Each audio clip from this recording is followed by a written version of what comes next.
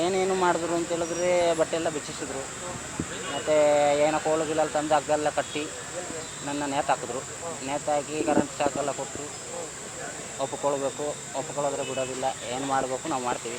ಹಿಂಸೆ ಕೊಟ್ಟು ತುಂಬ ಹಿಂಸೆ ಎಲ್ಲ ಮಾಡಿ ಏನೆಲ್ಲ ಮಾಡಬೇಕು ಅವ್ರು ಮಾಡಿ ಒಪ್ಪಿಸಿದ್ದಾರೆ.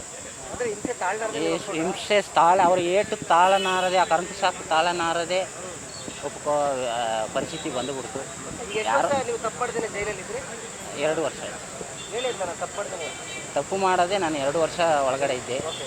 2 ವರ್ಷದ ನಂತರ ನಮ್ಮ ತಂದೆ ತಾಯಿ ಎಲ್ಲ ಅಲ್ಲಿ ಇಲ್ಲಿ ಏನೆಲ್ಲ ಮಾಡಿ ಹೊರಗಡೆ ಬಿಡುಗಡೆ ಬೇಲಲ್ಲಿ ಬಿಡಿಸಿದ್ರು. ಮಡಿಕೇರಿ ಜಿಲ್ಲೆ ಕುಶಾಲನಗರದ ಒಂದು ಗ್ರಾಮೀಣ ಬಸವನಹಳ್ಳಿ ಗ್ರಾಮದಲ್ಲಿರ್ತಕ್ಕಂಥ ವ್ಯಕ್ತಿ 2020ರಲ್ಲಿ ತನ್ನ ಹೆಂಡತಿ ಕಾಣೆಯಾಗಿದ್ದಾಳೆ ಅಂತ ಹೇಳಿ ಕುಶಾಲನಗರ ಗ್ರಾಮಾಂತರ ಪೊಲೀಸ್ ಸ್ಟೇಷನಲ್ಲಿ ಒಂದು ಕಂಪ್ಲೇಂಟನ್ನು ಕೊಡ್ತಾರೆ. ಕಂಪ್ಲೇಂಟ್ ಕೊಟ್ಟ ಸಂದರ್ಭದಲ್ಲಿ ಅದೇ ಸಮಯದಲ್ಲಿ ಬೆಟ್ಟದಪುರ ಪೊಲೀಸ್ ಠಾಣೆ ವ್ಯಾಪ್ತಿನಲ್ಲಿ ಒಂದು ಮೃತದೇಹ ಸಿಗುತ್ತೆ, ಸ್ಕೆಲಿಟನ್ ಸಿಗುತ್ತೆ. ಆ ಸಂದರ್ಭದಲ್ಲಿ ಬೆಟ್ಟದಪುರ ಪೊಲೀಸ್ನವರು 1 ವರ್ಷಗಳ ಆದ ನಂತರ ಈ ನನ್ನ ಕಕ್ಷಿದಾರನ ಅರೆಸ್ಟ್ ಮಾಡ್ತಾರೆ. ಅರೆಸ್ಟ್ ಮಾಡಿ ನೀನೇ ನನ್ನ ಹೆಂಡತಿ ಕೊಂದಿದೀಯಾ, ಸಾಯಿಸಿದೀಯಾ, ಆಗ ಅಕ್ರಮ ಸಂಬಂಧ ಇತ್ತು ಅಂತ ಸಾಯಿಸಿದೀಯಾ ಅಂತೇಳಿ ಅವನ್ನ ಅರೆಸ್ಟ್ ಮಾಡ್ತಾರೆ. ಅರೆಸ್ಟ್ ಮಾಡಿ ಭಾರತೀಯ ದಂಡ ಸಂಹಿತೆ ಕಾಲಂ 302, 201, 498A ಅಡಿಯಲ್ಲಿ ಆಕೆ ಪ್ರಕರಣ ದಾಖಲಿಸ್ಕೊಳ್ತಾರೆ. ದಾಖಲಿಸ್ಕೊಂಡು ಏನು ಮಾಡ್ತಾರೆ, ಯಾರು ಮೃತದೇಹ ಅಂತ ಹೇಳ್ತಾ ಇದ್ದಾರೆ ಸತ್ತಿದ ಅಂತೇಳಿ ಆಕೆ ತಾಯಿಯಿಂದ ರಕ್ತ ಪರೀಕ್ಷೆ ತಗೊಂಡು DNA ಕಳಿಸ್ಕೊಡ್ತಾರೆ. ಯಾವ ಸ್ಕರ್ಟ್ನ ಸಿಕ್ಕಿತ್ತು ಅದನ್ನು ಕಳಿಸ್ಕೊಡ್ತಾರೆ. ಈ DNA ರಿಪೋರ್ಟ್ ಬರೋಕ್ಕೆ ಮುಂಚೆನೇ ಅಂತಿಮ ವರದಿಯನ್ನು ನ್ಯಾಯಾಲಯಕ್ಕೆ ಸಲ್ಲಿಸ್ತಾರೆ. ಸಲ್ಲಿಸಾದ ನಂತರ ನಾನು ಅದನಿಗೆ ಹೈಕೋರ್ಟ್ ಜಾಮೀನು ಕೊಡಿಸ್ತೀನಿ. ಇಲ್ಲಿ ರಿಜೆಕ್ಟ್ ಆಗಿರುತ್ತೆ, ಹೈಕೋರ್ಟ್ ಜಾಮೀನು ಕೊಡಿಸ್ತೀನಿ. ಅದ ನಂತರ ಏನಾಗುತ್ತೆ ಅಂತ ಹೇಳಿದ್ರೆ DNA ರಿಪೋರ್ಟ್ ಬರುತ್ತೆ. ಅದೇನು ಬರ್ತದೆ, ಮಿಸ್ಮ್ಯಾಚ್ ಅಂತ ಬರುತ್ತೆ. ಇದಾದಮೇಲೆ ನ್ಯಾಯಾಲಯ ಗಮನ, ನಾನು ಡಿಸ್ಚಾರ್ಜ್ ಅಪ್ಲಿಕೇಶನ್ ಹಾಕ್ಬೇಕು ಸ್ವಾಮಿ, ಮಿಸ್ಮ್ಯಾಚ್ ಬಂದಿದೆ, ವರದಿ ಬಂದಿದೆ ಅಂತ ಕೇಳ್ತಂದರೆ ಇಲ್ಲ, ಕೋರ್ಟ್ ಒಪ್ಪಲ್ಲ, ಇಲ್ಲ ಸಾಕ್ಷಿ ವಿಚಾರಣೆ ಆಗಬೇಕು ಅಂತ ಕೇಳುತ್ತೆ. ಸಾಕ್ಷಿ ಯಾರನ್ನು ಮಾಡಿರ್ತಾರೆ ಅಂತ ಹೇಳಿದ್ರೆ CW 1ರಿಂದ 6 ಜನ ಪೊಲೀಸ್ ಚಾರ್ಜ್ ಶೀಟಲ್ಲಿ ಇರ್ತಕ್ಕಂಥ ಒಂದು ಬಂದು ಮೃತದೇಹ ತಾಯಿ ಅಂತೇಳಿ ಗೌರಿ ಅಂತ ಯಾರಿದ್ದಾರೆ ಅವರು ಮಾಡಿದ್ದಾರೆ. ಹಾಗೆ ಅವ್ರ ಮಕ್ಕಳನ್ನ ಪಾರ್ಟಿ ಮಾಡಿದ್ದಾರೆ ಮತ್ತು ಗ್ರಾಮಸ್ಥರನ್ನ ಪಾರ್ಟಿ ಮಾಡಿರ್ತಾರೆ ಪಕ್ಷಕಾರ. ಎಲ್ಲರೂ ಕೂಡ ಬಂದು ಇಲ್ಲ ಆಕೆ ಬದುಕಿದ್ದಾಳೆ, ಯಾರ ಜೊತೆ ಗಣೇಶನ ವ್ಯಕ್ತಿ ಓಡೋಗಿದ್ದಾಳೆ ಅನ್ನೋ ಬಗ್ಗೆ ಮಾಹಿತಿ ಕೊಡ್ತಾರೆ ಕೋರ್ಟ್ಗೆ. ತದನಂತರ ಕೋರ್ಟ್ಗೆ ಸೂಕ್ಷ್ಮತೆ ಅರ್ಥ ಆಗುತ್ತೆ.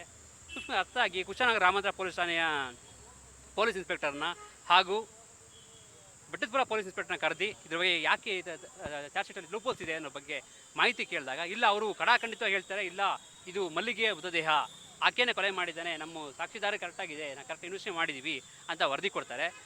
ಆದರೆ ನಿನ್ನೆ ಏಪ್ರಿಲ್ 1ನೇ ತಾರೀಕು ಆಕೆ ಮಡಿಕೇರಿಯಲ್ಲಿ ಒಂದು ಹೋಟೆಲ್ನಲ್ಲಿ ಗಣೇಶನವರಿಗೆ ಯಾರ ಜೊತೆ ಓಡೋಗಿದ್ದು ಅಂತ ಹೇಳ್ತಾರೆ. ಊಟ ಮಾಡಬೇಕಾದ್ರೆ ನಮ್ಮ ಕಕ್ಷಿದಾರರ ಸ್ನೇಹಿತರಿಗೆ ಕಣ್ಣಿಗೆ ಬೀಳ್ತಾಳೆ. ಆ ಸ್ನೇಹಿತ ಬೇರೆ ಯಾರೂ ಅಲ್ಲ, ಚಾರ್ಜ್ ಶೀಟಲ್ಲಿ ಇರ್ತಕ್ಕಂಥ ಒಬ್ಬ ಸಾಕ್ಷಿ, ಪೊಲೀಸ್ನ ಸಾಕ್ಷಿಲೆ ಅವನೇ ಹುಡುಗಂಗೆ ಬರ್ಕೊಡ್ತಾನೆ. ನನ್ನ ಕಕ್ಷಿದಾರನಿಗೆ ಫೋನ್ ಮಾಡ್ತಾರೆ. ಫೋನ್ ಮಾಡಿದಾಗ ನಾನೇನು ಹೇಳ್ತೀನಿ ಅಂದರೆ ಅವ್ರನ್ನ ಆಕೆನ ಹಿಡಿದು ಆಕೆಯನ್ನು ಮಡಿಕೇರಿ ಪೊಲೀಸ್ ಠಾಣೆ ವ್ಯಾಪ್ತಿಗೆ ಒಪ್ಪಿಸಿ ಅಂತ ಹೇಳಿದಲ್ಲಿ, ತದನಂತರ ಬೆಳಗಿನ ಜಾವ 6 ಗಂಟೆಗೆ ಎದ್ದು 8 ಗಂಟೆಗೆ ಕುಶಾಲನಗರ ಗ್ರಾಮಾಂತರ ಪೊಲೀಸ್ ಸ್ಟೇಷನ್ಗೆ ಹೋದ ಸಂದರ್ಭದಲ್ಲಿ ಆಕೆಯನ್ನು ತೋರಿಸಲ್ಲ ನನಗೆ. ಎಲ್ಲೋ ಈ ಕೇಸನ್ನ ಮುಚ್ಚಾಕ್ಬಿಡ್ತಾರೆ ಅನ್ನೋ ಹೆದರಿಕೆಯಿಂದ ನಾನೇನು ಮಾಡ್ತೀನಿ, ಮೊನ್ನೆ ಜಿಲ್ಲಾ ನ್ಯಾಯಾಧೀಶರ ಮುಂದೆ ಬಂದು ಒಂದು ಅಡ್ವಾನ್ಸ್ಮೆಂಟ್ ಅಪ್ಲಿಕೇಶನ್ ಹಾಕ್ಬಿಟ್ಟು ಈ ಥರ ಸಿಕ್ಕಿದ್ದಾಳೆ, ಈ ಥರ ಇದ್ದಾಳೆ ಅಂತ ಹೇಳಿದ ತಕ್ಷಣ ಕೋರ್ಟು ಭಾಳ ಗಂಭೀರತೆಯಿಂದ, ಅದು ಸೀರಿಯಸ್ನೆಸ್ಸಿಂದ ತಗೊಂಡು ಬೆಟ್ಟದಪುರ ಪೊಲೀಸ್ನವರಿಗೆ ಈ ಕ್ಷಣ ಅವಳನ್ನ ರಾತ್ರಿ 8 ಗಂಟೆ ನನ್ನ ಹತ್ರ ಪ್ರೊಡ್ಯೂಸ್ ಮಾಡಬೇಕು ಅಂತ ವರದಿ ಕೊಡುತ್ತೆ. ಮತ್ತು ಅಲ್ಲಿ SP ಅವ್ರು ಕೂಡ ನಂಗೆ ಸ್ಪಂದಿಸ್ತಾರೆ. ನೆನ್ನೆ ಆಕೆನ ಕರ್ಕೊಂಡು ಬರ್ತಾರೆ. ಕರ್ಕೊಂಬಂದು ನ್ಯಾಯಾಲಯ ಪ್ರಶ್ನೆ ಕೇಳುತ್ತೆ ಆಕೆಗೆ, ಯಾರು ನೀನು, ಇಲ್ಲಿ ನಿಂತಿರೋ ಏನು ಸಂಬಂಧ, ಎಲ್ಲಿದ್ದೆ ನೀನು, ಈ ವಿಚಾರಣೆ ಏನು ಗೊತ್ತಾ ಕೇಳುತ್ತೆ. ಆಕೆ ಸಂಬಂಧಗಳನ್ನ ಒಪ್ಕೊಳ್ತಾಳೆ, ಆತ ಓಡೋಗಿದ್ದು ಒಪ್ಕೊಳ್ತಾಳೆ, ಬೇರೆ ಮದುವೆ ಆಗಿದ್ದು ಅಂತ ಒಪ್ಕೊಳ್ತಾಳೆ. ಆದರೆ ಈ ಎಂಟೇ ಪ್ರಕರಣಗಳಿದೆ ಬಗ್ಗೆ ಹೇಳೋದಿಲ್ಲ. ಆದರೆ ಒಂದು ವಿಶೇಷ ಸಂಗತಿ ಅಂದರೆ ಆಕೆ ಮಡಿಕೇರಿ ವ್ಯಾಪ್ತಿಯ ಒಂದು 20-30 ಕಿಲೋಮೀಟರ್ ಶೆಟ್ಟಿಹಳ್ಳಿ ಒಂದು ಗ್ರಾಮದಲ್ಲಿ ವಾಸ ಇರ್ತಾಳೆ. ಅದನ್ನು ಟ್ರೇಸ್ ಔಟ್ ಮಾಡಿರಲ್ಲ ಪೊಲೀಸ್ನವರು. ಇದಾದ ನಂತರ ನಿನ್ನೆ ಬಹಳ ಗಂಭೀರ ಪ್ರಕರಣ ಇದು.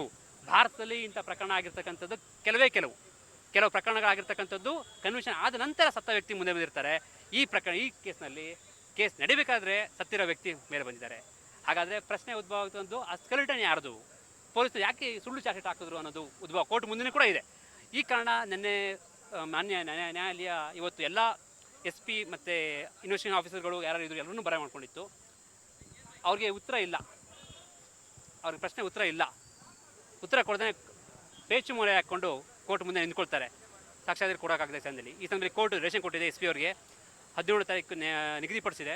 17ನೇ ತಾರೀಕು ಒಳಗಡೆ ಈ ಪ್ರಕರಣ ಸಂಬಂಧಪಟ್ಟ ಹಾಗೆ ಏನು ವರದಿ ಯಾಕೆ ಫೇಲ್ಯೂರ್ ಆಯಿತು ಸಂಪೂರ್ಣ ವರದಿ ಕೊಡಬೇಕು. ಅಕ್ಯೂಸಿವ್ಗೆ ನಿರಪರಾಧಿ ಬಿಡುಗಡೆ ಮಾಡೋಕ್ಕೆ ಮುಂಚೆ ನಾನು ಜಡ್ಜ್ಮೆಂಟನ್ನು ಸಂಪೂರ್ಣ ಬರೀಬೇಕು ನಾನು ಅಂತ ಹೇಳಿ ಕೋರ್ಟ್ ಹೇಳಿದೆ. ಅದ್ರ ಜೊತೆಗೆ ಆ ಸ್ಕೆಲಿಟನ್ ಸಿಕ್ತಲ್ಲ, ಅದಕ್ಕೂ ಒಂದು ನ್ಯಾಯ ಸಿಗಬೇಕು ಅನ್ನೋದು ಹೋರಾಟ ನಮ್ಮ ಹತ್ರ ಇದೆ. ಯಾಕಂದರೆ ಪೊಲೀಸರು ಯಾಕೋ ಉದ್ದೇಶಪೂರ್ವಕವಾಗಿ ಆ ಪ್ರಕರಣವನ್ನು ಮುಚ್ಚಾಕ್ಲಿಕ್ಕೋಸ್ಕರ ಇವನ್ನ ಸಾಕಿಸ್ಕೊಂಡಿದ್ದಾರಾ, ಅಥವಾ ಕೆಲಸದ ನಿಮಿತ್ತ ಕೆಲಸ ಮೈಗಳ್ಳತನದಿಂದ ಯಾವುದೋ ಪ್ರಕರಣನ ಕ್ಲೋಸ್ ಮಾಡೋಕ್ಕೋಸ್ಕರ 2 ಪ್ರಕರಣಗಳನ್ನು ಅಲ್ಲಿ ಮಿಸ್ಸಿಂಗ್ ಕಂಪ್ಲೇಂಟ್ ಕ್ಲೋಸ್ ಆಗಬೇಕಾಗಿತ್ತು, ಈ ಕಡೆ ಸ್ಕೆಲೆಟನ್ ಕ್ಲೋಸ್ ಆಗಬೇಕಾಗಿತ್ತು. ಈ ಸಂಬಂಧಾಗಿ ಅವರು ಏನೋ ದುರುದ್ದೇಶನ ಮಾಡಿದ್ದಾರೆ ಅನ್ನೋ ಅನುಮಾನ ನಮ್ಮ ಹತ್ರ ಇದೆ. ಈ ಸಂಬಂಧ ನಾನು ಹಾಗೆ ಈ ನ್ಯಾಯಾಲಯದ ಅಂತಿಮ ಆದೇಶ ಬರೋದು ಕಾಯ್ತಾ ಇದ್ದೀನಿ. ಬಂದ ನಂತರ ನನ್ನ ಕಕ್ಷಿದಾದಂಥ ನೋವಿಗೆ ಮತ್ತು ಇವನ ಮೇಲೆ ತಪ್ಪು ಪ್ರಕರಣ ಹಾಕಿದಂಥ ಪೊಲೀಸರಿಗೆ ವಿರುದ್ಧ ನಾನು ಮೊನ್ನೆ ಉಚ್ಚ ನ್ಯಾಯಾಲಯದಲ್ಲಿ ಪ್ರಕರಣ ದಾಖಲಿಸಿಕೊಳ್ಳಲು ರಿಪಿಟೇಷನ್ ಹಾಕೋ ಮುಖಾಂತರ ನನ್ನ ಕಕ್ಷಿದಾರರಿಗೆ ಇನ್ನೂ ನ್ಯಾಯ ದೊರಕಿಸ್ಕೊಳ್ಳೋಕ್ಕೆ ನಾನು ಪ್ರಯತ್ನ ಪಡ್ತೀನಿ, ಪರಿಹಾರನೂ ಕೂಡ ಪಡಿಸ್ತೀನಿ. ಖಂಡಿತ ಕೇಳ್ತಿದ್ದಾರೆ. ಈ ನ್ಯಾಯಾಲಯ ತೀರ್ಪು ಬಂದ ನಂತರ ವಿವರಣೆ ಕೇಳಿದ ನಂತರ ಖಂಡಿತ ನಾನು ಮಾನ್ಯ ಉಚ್ಚ ನ್ಯಾಯಾಲಯ ಹೋಗಿ ರಿಪಿಟೇಷನ್ ಹಾಕೊಂಡು ಅವು ಕೇಳ್ತೀನಿ, ಮಾನವ ಹಕ್ಕುಗಳಿಗೂ ಹೋಗ್ತೀನಿ. ಮತ್ತು ಹಾಗೂ ಕೂಡ SC/ST ಆಯೋಗ ಇವರು ಆದಿವಾಸಿ ಜನಾಂಗ ಈ ಬಡವರನ್ನೇ ಯಾಕೆ ಇಷ್ಟು ದೂಷಣೆ ಮಾಡ್ತಾರೆ? ಹಣಕಾಸಿದ್ದವ್ರಿಗೆ ಈ ಪರಿಹಾರ ಸಿಗೋದಿಲ್ಲ, ಬಡವರಿಗೆ ಈ ಥರ ಆಗ್ತದೆ. ಖಂಡಿತ ಅವ್ರಿಗೆ ನಾವು ಪರಿಹಾರ ಕೊಡ್ಸೋಕ್ಕೆ ನಾನು ಪ್ರಾಮಾಣಿಕ ಪ್ರಯತ್ನ ನಾನು ಮಾಡ್ತೀನಿ ಸರ್. ಖಂಡಿತ ಇಲ್ಲ, ಲ್ಯಾಬ್ಸ್ ಅನ್ನೋ ಜೊತೆಗೆ ಉದ್ದೇಶಪೂರ್ವಕ ಆಗಿದೆಯಾ ಅನ್ನೋದು ಒಂದು ಬರುತ್ತೆ ಸರ್. ಆ ಸ್ಕೆಲೆಟನ್ ಯಾರ್ದು ಆಗದೆ, ಸಿಕ್ಕಿಂದ ಸ್ಕೆಲೆಟನ್ ಯಾರ್ದು ಆಗದೆ ಉದ್ದೇಶಪೂರ್ವಕ ಮಾಡಿದಾರ, ಅದಕ್ಕೊಂದು ಜೀವ ಇತ್ತಲ್ಲ ಸರ್. ಅದು ಕೂಡ ಹೆಡ್ ಇಂಜುರಿ ಆಗಿ ಹೊಡೆದಿಂದ ಸತ್ತೋಗಿದೆ ಅಂತ ಮೆಡಿಕಲ್ ರಿಪೋರ್ಟ್ ಇದೆ. ಹಾಗಾದರೆ ಆ ಪ್ರಕರಣ ಮುಚ್ಚಾಕಕ್ಕೆ ಪ್ರಯತ್ನ ಪಟ್ಟಿದ್ದಾರಾ? ಇದರಿಂದ ಬೇರೆ ಷಡ್ಯಂತ್ರಗಳಿದೆಯಾ ಅನ್ನೋದ್ರ ಬಗ್ಗೆ ಸಂಪೂರ್ಣ ತನಿಖೆ ಆಗೋ ಅಗತ್ಯ ಇದೆ. ಸರ್ಕಾರ ಮತ್ತು ಪೊಲೀಸ್ ಇಲಾಖೆ ಇದ್ರ ಬಗ್ಗೆ ಕ್ರಮ ಕೈಗೊಳ್ಳಿ ತಗೋಬೇಕು. ಯಾಕಂದರೆ ಕೆಲವೇ ಪೊಲೀಸ್ ಅಧಿಕಾರಿಗಳಿಂದ ಇಡೀ ಕರ್ನಾಟಕ ರಾಜ್ಯ ಪೊಲೀಸ್ ತಲೆ ತಗ್ಗುವಂಥ ಸ್ಥಿತಿ ನಿರ್ಮಾಣ ಆಗಿದೆ. ಅದ್ರ ಜೊತೆಗೆ ಇಷ್ಟು ವರ್ಷ ಸರ್ವಿಸ್ ಮಾಡಿದ್ದಾರೆ, ಎಷ್ಟೆಷ್ಟು ಪ್ರಕರಣದಲ್ಲಿ ಚಾರ್ಜ್ ಶೀಟ್ ಹಾಕಿದ್ದಾರೆ, ಅದರ ನೈಜತೆ ಏನು ಅನ್ನೋದ್ರ ಬಗ್ಗೆ ನಮ್ಮಲ್ಲಿ ಅನುಮಾನ ಏರ್ಪಡುತ್ತೆ ಸರ್. ಪ್ರಕಾಶ್ BG ಅಂತೇಳಿ ಇನ್ವೆಸ್ಟಿಗೇಷನ್ ತನಿಖಾಧಿಕಾರಿಗಳಿದ್ದಾರೆ. ಅದ್ರ ಜೊತೆಗೆ ಮಹೇಶ್ ಕುಮಾರ್ ಅಂತ ಒಬ್ಬರಿದ್ದಾರೆ, ಮತ್ತು ಇನ್ನೊಬ್ಬರು ಪ್ರಕಾಶ್ ಅಂತ ಒಬ್ಬರಿದ್ದಾರೆ. ಹಲವಾರು ಜನ ಇನ್ವೆಸ್ಟಿಗೇಷನ್ ಆಫೀಸರ್ಗಳು ಬಂದಿದ್ದಾರೆ, ಮಾಜಾ ತೊಗೊಂಡಿದ್ದಾರೆ. ಬಟ್ ಯಾವ ಸಾಕ್ಷಿಗಳು ಏನು ಹೇಳಿಲ್ಲ. ಆ ಸಾಕ್ಷಿ ಹೇಳಿದ್ರು ಕೂಡ ಸಾಕ್ಷಿಗಳು ಈ ಥರ ಹೇಳಿದ್ದಾರೆ, ಕೊಲೆ ಮಾಡಿ ಹೇಳಿದ್ದಾರೆ ಅಂತ ಊಹೆ ಆಧಾರದ ಮೇಲೆ ಹಿಡಿದಿದ್ದಾರೆ. ಈಗ ನಿಜವಾಗ್ಲೂ ನನ್ನ ಕಕ್ಷಿದಾರರಿಗೆ ನ್ಯಾಯ ಸಿಕ್ಕಿದೆ. ಯಾರು ಸತ್ತ ವ್ಯಕ್ತಿ ಅಂತ ಹೇಳ್ತಿದ್ದಾರೆ, ಆ ಸತ್ತ ವ್ಯಕ್ತಿ ಇವತ್ತು ನ್ಯಾಯಾಲಯದ ಮುಂದೆ ಹಾಜರಾಗಿದ್ದಾರೆ. ಗೊತ್ತಿರಲಿಲ್ಲ ಅಂತ ಸರ್. ಆಕೆ ನ್ಯಾಯಾಲಯ ಮುಂದೆ ಇವತ್ತೇನೆ ಬಂದು ಹೇಳಿದಾಗ ಎಲ್ಲೋ ಒಂದು ಕಡೆ ಇದ್ದೀನಿ, ನಾನು ಸಂಸಾರ ಬಿಟ್ಟು ಬೇರೆ ಕಡೆ ಇಷ್ಟ ಇತ್ತು ಅಂತ ಹೋಗಿ ಇದ್ದೀನಿ, ಈ ಪ್ರಕರಣ ನನಗೆ ಏನು ಗೊತ್ತಿರಲಿಲ್ಲ ಅಂತ. ಮತ್ತು ನಾನು ವಾಸವಾಗಿರೋದು ಕುಶಾಲನಗರ ಬಸವನಹಳ್ಳಿಯಲ್ಲಿ.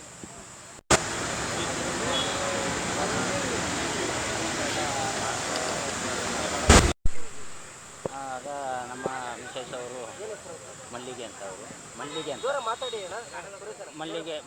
ಅಂತ ಅವರು ಅಂತಿಯಾಗಿದ್ದವರು. ಅವರು ಏನು ಮಾಡಿದ್ದಾರೆ ಇದ್ದರು. ಆಗ ಅವನಿಗೂ ಮನೆ ಇದೆ, ಗಣೇಶ ಅನ್ನೋವನಿಗೆ. ಅಲ್ಲಿ ಹೋಗ್ತಾ ಇದ್ದ ಗಣೇಶ ಅವರು ಬಂದು ಹೋಗ್ತಾ ಇದ್ದರು. ಮತ್ತು ಅವರು ಎಲ್ಲ ಹೇಳ್ತಾರಲ್ವ, ನಂಬಿಕೆ ಅಂತಾರೆ ಎಲ್ಲರೂ. ನಂಬಿಕೆ ಅವ್ರವ್ರ ನಂಬಿಕೆ ಅವ್ರದ್ದು. ಆಗ ಹಂಗೆ ಎದ್ಕೊಂಡಿದ್ದಂಗೆ ಇದ್ದರು.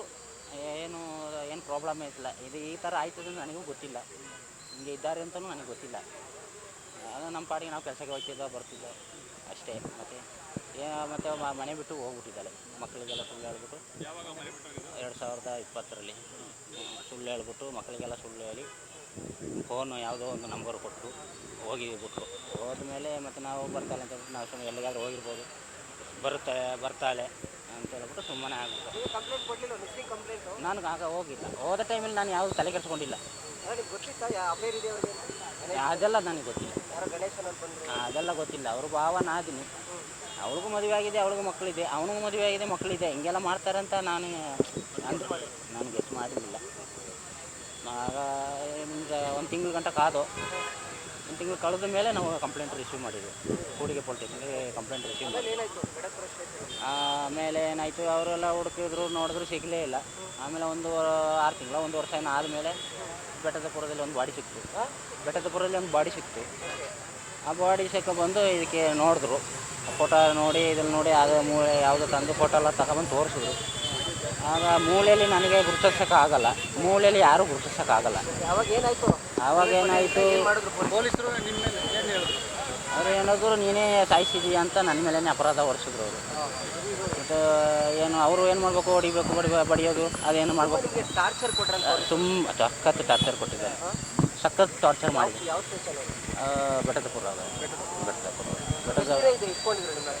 ನನ್ನ ಫಸ್ಟ್ 2021ರಲ್ಲಿ 8 ದಿನ ಲಾಕ್ ಮಾಡಿಬಿಟ್ಟಿದ್ರು. ಆವತ್ತು ಹೊಡೆದಿಲ್ಲ. ಆಗ ಏನೇನು ಮಾಡಬೇಕು, ಅವ್ರಿಗೆ ಏನೇನು ಮಾಡಿಸ್ಕೋಬೇಕು ಅದೆಲ್ಲ ಮಾಡ್ಕೊಬಿಟ್ಟಿದ್ದಾರೆ. ಮಕ್ಕಳ ಕೈಲಿ, ತಾಯಿ ಕೈಲಿ ಏನೇನು ಮಾಡಬೇಕು ಅದು ಮಾಡಿಸ್ಕೊಬಿಟ್ಟಿದ್ದಾರೆ. ಆಮೇಲೆ 2022ರಲ್ಲೇ ನಾನು ಅರೆಸ್ಟ್ ಮಾಡಿದ್ದು. ಅರೆಸ್ಟ್ ಮಾಡಿ ಯಾರಿಗೂ ಗೊತ್ತಿಲ್ಲದೇ ಅರೆಸ್ಟ್ ಮಾಡಿರೋದು. ರೋಡಿಗೆ ಬರೋಕ್ಕೆ ಹೇಳಿ ಫೋನ್ ಮಾಡಿ ಕರೆಸಿ ಅರೆಸ್ಟ್ ಮಾಡಿ ಪಿರಿಯಪ್ಪ ಸ್ಟೇಷನ್ಗೆ ತಗೊಂಡೋಗಿ ಮತ್ತು ಅದು ಯಾರ್ಯಾರು ದೊಡ್ಡ ದೊಡ್ಡ ಆಫೀಸರ್ಗಳನ್ನೆಲ್ಲ ಕರೆಸಿ ಅದು ಏನೇನು ಮಾಡ್ಬೇಕು ಅದೆಲ್ಲ ಮಾಡಿಸಿ ಎಲ್ಲ ಕೇಳಿದ್ರು. ಆಗ ಗಣೇಶ ಎಲ್ಲಿದ್ದಾನೆ ಏನು ಅಂತ ನನಗೆ ಗೊತ್ತಿಲ್ಲ. ಗಣೇಶ ಎಲ್ಲಿದ್ದಾನೆ ನನಗೆ ಗೊತ್ತಿಲ್ಲ. ಮಲ್ಲಿಗೆಯಲ್ಲಿ ಏನಾಗಿದೆಯಲ್ಲ ಏನು ನಡೆದಿದೆ ನನಗೆ ಗೊತ್ತಿಲ್ಲ. ಆಗ ನಾನು ಹೇಳಿದೆ ಅವನೇನಾದರೂ ಮಾಡಿರ್ಬೋದೇನೋ, ನನಗೆ ಆ ಕೆಲಸ ಮಾಡೋಕ್ಕೆ ಬರೋಲ್ಲ. ನನಗೆ 2 ಮಕ್ಕಳಿದೆ, ನನಗೆ ಯಾಕೆ ಬೇಕಿದಲ್ಲ ಅಂತೇಳಿ ನಾನು ಎಲ್ಲ ಬಲವಾಗಿ ಮಾಡಿಸ್ಕೊಂಡಿದ್ದಾರೆ. ಹೆಸರು ಏನು ನನಗೆ ಯಾವುದು ನೆನಪಿಲ್ಲ. ನನಗೆ ಹೆಸರು ಅವ್ರ ಹೆಸರೆಲ್ಲ ನನಗೆ ಗೊತ್ತಿಲ್ಲ. ಸರ್ಕಲ್ ಇನ್ಸ್ಪೆಕ್ಟ್ರ್ ಸುಮಾರು ಏನೇನು ಮಾಡಿದ್ರು ಅಂತ ಹೇಳಿದ್ರೆ ಬಟ್ಟೆ ಎಲ್ಲ ಬಿಚ್ಚಿಸಿದ್ರು. ಮತ್ತು ಏನೋ ಕೋಲು ಗಿಲಲ್ಲಿ ತಂದು ಹಗ್ಗೆಲ್ಲ ಕಟ್ಟಿ ನನ್ನ ನೇತಾಕಿದ್ರು. ನೇತಾಕಿ ಕರೆಂಟ್ ಶಾಕೆಲ್ಲ ಕೊಟ್ಟು ಒಪ್ಪಿಕೊಳ್ಳೋದ್ರೆ ಬಿಡೋದಿಲ್ಲ. ಏನು ಮಾಡಬೇಕು ನಾವು ಮಾಡ್ತೀವಿ. ತುಂಬ ಹಿಂಸೆ ಎಲ್ಲ ಮಾಡಿ ಏನೆಲ್ಲ ಮಾಡಬೇಕು ಅವ್ರು ಮಾಡಿ ಒಪ್ಪಿಸಿದ್ದಾರೆ. ಹಿಂಸೆ ಅವ್ರು ಏಟು ತಾಳನಾರದೆ, ಆ ಕರೆಂಟ್ ಶಾಕ್ ತಾಳನಾರದೆ ಪರಿಸ್ಥಿತಿ ಬಂದುಬಿಡ್ತು. ಯಾರು 2 ವರ್ಷ ತಪ್ಪು ಮಾಡದೆ ನಾನು 2 ವರ್ಷ ಒಳಗಡೆ ಇದ್ದೆ. 2 ವರ್ಷದ ನಂತರ ನಮ್ಮ ತಂದೆ ತಾಯಿ ಎಲ್ಲ ಅಲ್ಲಿ ಇಲ್ಲಿ ಏನೆಲ್ಲ ಮಾಡಿ ಹೊರಗಡೆ ಬೇಲಲ್ಲಿ ಬಿಡಿಸಿದ್ರು. ಬಿಡಿಸಿ ಆದಮೇಲೆ ಹೋಗಿ ತಂದೆ ಮೇಲೆ ಒಂದು 5 ತಿಂಗಳಿದ್ದೆ. ಅಲ್ಲಿದ್ದು ಊರಿಗೆ ಹೋಗೋಕ್ಕೆಲ್ಲ ಸ್ವಲ್ಪ ಸಂಕೋಚ. ಒಳಗೆ ಹೋಗಿ ಬಂದವನು ಏನೇನೋ ತಪ್ಪಾಗಿ ಹೇಳ್ತಾರೆ ನನ್ನ. ಅದಕ್ಕೆ ನಾನು ಸುಮ್ಮನೆ ಆಗ್ಬಿಟ್ಟೆ. ಆಗ ಮಗನ ಕರೆಸಿದೆ ಅಲ್ಲಿಗೆ, ಏನಾಯ್ತಾ ಉಂಟು, ಏನು ನಡೀತಾ ಉಂಟು ಅಂತ. ಏನಿಲ್ಲ, ಎಲ್ಲ ಹೇಳ್ಕೊಳ್ತಾರೆ, ನೀನೇ ಮಾಡಿದ್ದು ಅಂತ ಹೇಳ್ತಾರೆ. ಆಗ ನನಗೆ ಸ್ವಲ್ಪ ಬೇಜಾರಾಗಿ ನನಗೆ ಗೊತ್ತಾಗಿದ್ದು ಹೋಗಿ ಒಂದು 6 ತಿಂಗಳು ಕಳೆದ ಮೇಲೆ ಗೊತ್ತಾಗಿದೆ. ಹೊರಗಡೆ ಹೋದ್ಮೇಲೆ ನನಗೆ ನ್ಯೂಸ್ ಬಂದಿದ್ದು. ನನಗೆ ಏನು ಗೊತ್ತಿಲ್ಲ. ಹೊರಗಡೆ ಬಂದಮೇಲೆ ನನಗೆ ವಿಷಯ ಮ್ಯಾಟ್ರ್ ಗೊತ್ತಾಗಿದೆ. ಅವಳು ಬದುಕಿದ್ದಾಳೆ, ಅವರು ಅಲ್ಲಿ ಆ ತೋಟದಲ್ಲಿದ್ದಾರೆ, ಈ ತೋಟದಲ್ಲಿದ್ದಾರೆ, ಜನಗಳು ಒಬ್ಬೊಬ್ಬರು ಮಾತಾಡ್ಕೋತಿದ್ರು. ನಾನು ಅದು ತಲೆನೇ ಕೆಡಿಸ್ಕೊಂಡಿಲ್ಲ. ಆಗ ಇದು ಯಾರ್ದು ಬಾಡಿ ಅಂತ ನನಗೆ ಶಾಕ್ ಆಯಿತು. ಅಲ್ಲ, ನಾನು ಮಾಡೋದ ತಪ್ಪಿಗೆ 2 ವರ್ಷ ಸುಮ್ಮನೆ ಅನುಭವಿಸ್ಬಿಟ್ಟಲ್ಲ, ಅವಳು ಬದುಕಿದ್ದಲ್ವ, ಇವ್ರನ್ನ ಯಾಕೆ ಇವ್ರು ಹಿಡ್ದಿಲ್ಲ ಅಂತ ನಾನು ಯೋಚನೆ ಮಾಡಿದೆ.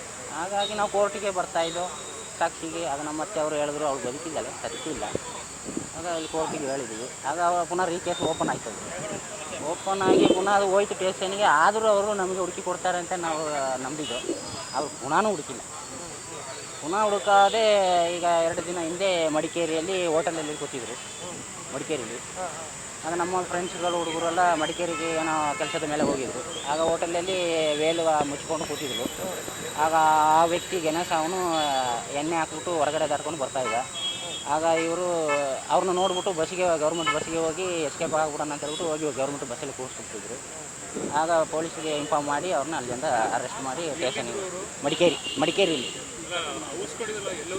ಅವರು ಯಾವ್ಯಾವ ತೋಟದಲ್ಲಿ ಹಂಚ್ಕೊಂಡಿದ್ರು ನನಗೆ ಗೊತ್ತಿಲ್ಲ. ಅವರು ಅಲ್ಲಿ ಹೇಳೋತ್ತಿಗೆ ಅದೇನೋ ಟಿ ಶರ್ಟ್ ಇದ್ದಿರೋ ಇದ್ದೀವಿ, ಅದು ಯಾವ ತೋಟದಲ್ಲೆಲ್ಲ ಇದ್ದೀರಿ ಅಂತ ಅವರೇ ಹೇಳಿದ್ರು. ಮತ್ತೆ ಗೊತ್ತಾಯ್ತು ನನಗೆ, ಗೊತ್ತಾಯ್ತು. ಅವ್ರು ಹೋದ ಮೇಲೆ ಹೋಗಿ 1 ತಿಂಗಳಲ್ಲಿ ಗೊತ್ತಾಗೋಯ್ತು ನನಗೆ.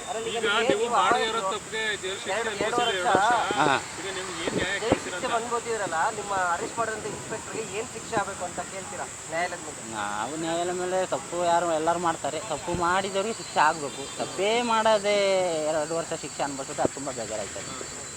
ಮಕ್ಕಳು ಲೈಫ್ ಹೋಯ್ತು. ಶಿಕ್ಷೆ ಅನುಭವಿಸೋಕ್ಕೆ ಕಾರಣ ಆಗದೆ ವ್ಯಕ್ತಿಗೆ ನೀವು ಯಾವ ರೀತಿ ಈಗ ಈ ಯಾವ ಶಿಕ್ಷೆಗೆ ಅದು ನಾನು ಹೇಳೋಕ್ಕಾಗಲ್ಲ. ಅದು ನ್ಯಾಯಾಲಯನೇ ತೀರ್ಮಾನ ಮಾಡಬೇಕು. ನಾನು ಅದ್ರ ಬಗ್ಗೆ ನಾನು ಅವಳು ನೋಡಿದ್ದೀನಿ, ಅದ್ರ ಮಾತಾಡ್ಸೋಕ್ಕೆಲ್ಲ ನಾನು ಮಾತಾಡ್ಸೋಕ್ಕೆಲ್ಲ ಹೋಗೋದಿಲ್ಲ. ಮನೆಯೇ ಹಾಳು ಮಾಡಿದ ಮೇಲೆ ಅವಳು